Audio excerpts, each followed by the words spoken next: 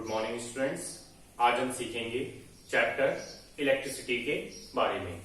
तो इलेक्ट्रिसिटी में हमें सीखना है कि चार्जेस क्या होते हैं, कैसे प्रोड्यूस होते हैं चार्जेस, और इनसे करंट का फ्लो कैसे होता है, यानी वैद्युत आवेश क्या होते हैं, ये उत्पन्न कैसे होते हैं, और इनसे धारा का प्रवाह किस प्रकार होता है। इन सब के बारे में आज हम सीखेंगे, वन बाय वन डिस्कस करेंगे और इनसे रिलेटेड जो फॉर्मूले होंगे उनके बारे में भी हम आज पढ़ेंगे।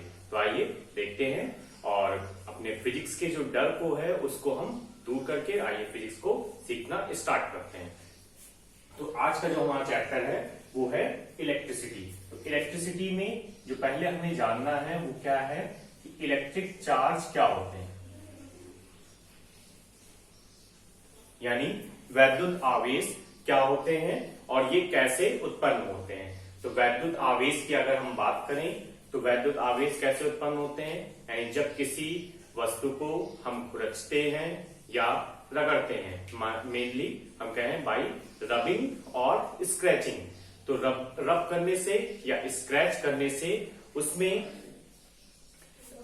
चार्जेस जनरेट हो जाते हैं। क्या होता है कि जितने भी आयंस होते हैं वो यानी इलेक्ट्रॉन्स जो होते हैं वो उसके अंदर बंधे हुए होते हैं, यानी एक बल से दोनों क्या होते हैं आपस में एक दूसरे के साथ क्लोजली पैक होते हैं। तो जब हम उनको रब करते हैं तो रब करने से क्या होता है, हम उनको कुछ एनर्जी देते हैं और एनर्जी देने से क्या होता है, ये इलेक्ट्रॉन्स निकलकर बाहर आ जाते हैं। और बाहर आने से क्या होता है, जैसे इलेक्ट्रॉन कोई निकलकर बाहर हो जाता है तो वो क्या हो जाता है, फ्री हो जाता है और इस कारण वो इलेक्ट्रिसिटी को कंडक्ट कराता है। ठीक है, यानी इलेक्ट्रॉन फ्री होता है। तो अब हम क्या कहेंगे कि इलेक्ट्रिसिटी को कंडक्ट कौन कराता है, तो इलेक्ट्रिसिटी को कंडक्ट कराता है फ्री इलेक्ट्रॉन।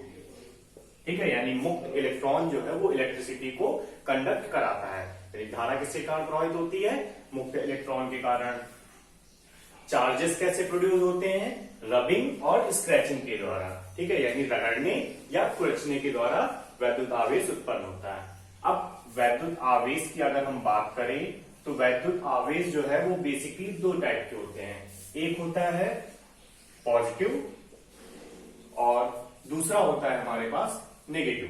ठीक है, यानी साइंटिस्ट ने अब इसमें पॉजिटिव और नेगेटिव दो चार्जेस जो होते हैं, अब ये दो चार्जेस कभी भी एक दूसरे से कुछ दूरी पर रखे जाते हैं तो उनके बीच में कुछ फोर्स अप्लाई होता है। ठीक है, जैसे अगर हम कहें कि दो पॉजिटिव चार्जेस हैं तो इनके बीच में कौन सा फोर्स लगेगा, पॉजिटिव चार्ज हो या दो नेगेटिव चार्ज हो, तो इनके बीच में फोर्स अप्लाई होता है फोर्स ऑफ रिपल्सन, यानी जिसे हम कहते हैं प्रतिकर्षण बल। ठीक है, लेकिन अगर एक पॉजिटिव चार्ज हो और एक नेगेटिव चार्ज हो तो इनके बीच में क्या अप्लाई होता है, अट्रैक्शन फोर्स अप्लाई होता है। ठीक है, ये चीज कि एक पॉजिटिव हो और एक नेगेटिव, तो इन दोनों चार्जेस को हम कहते हैं अनलाइक चार्जेस और इन सबको हम कहते हैं लाइक चार्जेस। ठीक है, तो अब इसको हम इस तरह से भी समझ सकते हैं कि अगर जैसे मान लीजिए आप कहीं जा रहे हैं, ठीक है, और दो दोस्त हैं और दोनों के पास कुछ पैसे रखे हुए हैं। ठीक है, अब दोनों के पास अगर पैसे हैं और बहुत ज्यादा है, किसी के पास किसी तरह की कोई कमी नहीं है, तो क्या होगा कि अगर घूमने जाना होगा तो वो दोनों क्या सोचेंगे, किसी ऐसे को लेकर जाए जिसके पास पैसे ना हो ज्यादा, तो आसानी से घूमने में आसानी होगी। ठीक है, लेकिन अगर एक के पास पैसे ना हो और एक के पास पैसे हो तो जिसके पास कम पैसे हो क्या चाहेगा, पास वाले के साथ, पॉजिटिव के साथ जाना चाहेगा। मतलब उन दोनों में कैसा फोर्स लगेगा, अट्रैक्शन, आकर्षण बल। ठीक है, लेकिन अगर दोनों पॉजिटिव हैं तो कैसा फोर्स लगेगा, रिपल्सन, यानी प्रतिकर्षण। ठीक है, तो ये सब चीजें हमें जाननी है। अब अगर हम जैसे कहें कि किसी भी बॉडी से यानी किसी भी वस्तु से जो चार्जेस निकल रहे हैं वो कुछ टाइम इंटरवल में हमने टाइम कैलकुलेट करना शुरू किया। तो अगर हमने कहा कि टी टाइम में जो चार्ज निकल रहा है वो कितना चार्ज निकल रहा है, क्यू चार्ज निकल रहा है, यानी किसी वस्तु से निकले आवेश की मात्रा टी समय में कितनी है, क्यू है, तो 1 यूनिट सेकेंड में कितनी हो जाएगी, तो वो हो जाएगी क्यू अपॉन टी के इक्वल। ठीक है, यानी अब इसको हम डिफाइन कैसे करेंगे, अगर हम तो इसी को हम कहते हैं electric current, I is equal to Q upon T. ठीक है, यानी the charge flowing in a object या in a conductor in per unit time is called electric current. ठीक है, ये हमारी इसकी एक डेफिनेशन होगी। इसके बाद इसमें इलेक्ट्रिक करंट की अगर हम बात करें तो इलेक्ट्रिक करंट कैसी क्वांटिटी है, तो इलेक्ट्रिक करंट की हम बात करें तो इलेक्ट्रिक करंट एक स्केलर क्वांटिटी है, और स्केलर क्वांटिटी इसकी यूनिट की बात करें तो यूनिट कितनी है, कूलम पर सेकेंड।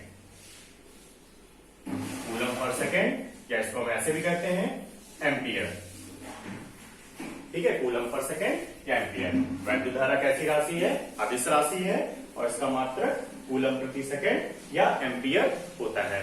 ठीक है, ये मात्रक होते हैं। अब चार्जेस के बारे में एक पॉइंट और रह गया कि जब किसी बॉडी से जब चार्जेस निकलते हैं, यानी जो आवेश लगातार निकलते हैं, वो हमेशा या तो एक इलेक्ट्रॉन निकलेगा, या दो इलेक्ट्रॉन निकलेगा, या तीन इलेक्ट्रॉन निकलेंगे, या चार इलेक्ट्रॉन निकलेंगे। इसी तरह से नंबर्स के टर्म में, यानी नेचुरल नंबर्स के मल्टीपल के रूप में निकलेंगे। प्लस माइनस हम इसलिए लिखते हैं इसको कि या तो निकल भी सकते हैं या किसी के सरफेस से आ भी सकते हैं चिपक के। ठीक है, तो इन तरह से हम इसको लिखते हैं। कभी भी ये नहीं होगा कि 0.5 ही हो, ये नहीं होगा कभी भी 1.5 ही हो, ऐसा कभी भी पॉसिबल नहीं है। तो इस तरह से हम कहते हैं कि ये इलेक्ट्रॉनों का, यानी जब किसी बॉडी को हम रब करते हैं या स्क्रैच करते हैं तो उससे इलेक्ट्रॉन्स इस तरह से कुछ निकलते हैं। ठीक है, अब इसमें एक चार्जेस की कंजर्वेशन थ्योरी भी है। ये कंजर्वेशन ऑफ चार्जेस क्या है, यानी आवेश संरक्षण का नियम क्या है कि जब किसी, यानी आवेश को एक और भी चीज कहते हैं कि आवेश को हम ना तो उत्पन्न कर सकते हैं और ना ही नष्ट कर सकते हैं। अभी मैंने इससे पहले क्या बताया कि आवेश को हम कुचलने या रगड़ने से ये उत्पन्न करते हैं, बट अब मैं बता रहा हूं कि जो आवेश है यानी चार्जेस हैं उसको हम ना तो प्रोड्यूस कर सकते हैं और ना ही डिस्ट्रॉय कर सकते हैं, बस इसे एक बॉडी से दूसरे बॉडी में ट्रांसफर कर सकते हैं। ठीक है, यानी केवल इसे एक वस्तु से दूसरे वस्तु में स्थानांतरित कर सकते हैं। ठीक है, जैसे कि अगर हम कहें कि आवेश जो है हमारे पास एक बॉडी पे 5 इलेक्ट्रॉन है और दूसरी बॉडी पे 3 इलेक्ट्रॉन है, तो दूसरी बॉडी पे अब जब हमने दोनों को पास में लेकर आए तो जो 3 इलेक्ट्रॉन वाली बॉडी थी हमारे पास, उसने क्या किया, इसको 1 इलेक्ट्रॉन दे दिया। तो अब इसके पास कितने हो गए, 6 इलेक्ट्रॉन, और इसके पास 2 इलेक्ट्रॉन। तो इसने क्या किया, इसको चार्ज दिया, तो ये पॉजिटिव हो गया और ये नेगेटिव हो गया। तो जब कोई दूसरी, तो देखिए इसने इलेक्ट्रॉन को यहां से इसको ट्रांसफर किया, ना तो इसने प्रोड्यूस किया और ना ही इसने अपनी इलेक्ट्रॉन को डिस्ट्रॉय किया, बस क्या किया, एक ऑब्जेक्ट से दूसरे ऑब्जेक्ट को ट्रांसफर किया। तो इस तरह से हमारा जब इलेक्ट्रॉन्स का ट्रांसफर होता है तो वहां पे इलेक्ट्रिसिटी कंडक्ट होना स्टार्ट हो जाती है। ठीक है, और जब इलेक्ट्रॉन्स फ्री हो जाते हैं, यानी केवल इलेक्ट्रॉन का ट्रांसफर ही नहीं, इलेक्ट्रॉन्स जब फ्री हो जाएंगे तब वहां पे इलेक्ट्रिसिटी कंडक्ट होगी, और उसके लिए हमारे पास फॉर्मूला है I is equal to Q upon T। ठीक है, देखते हैं आगे।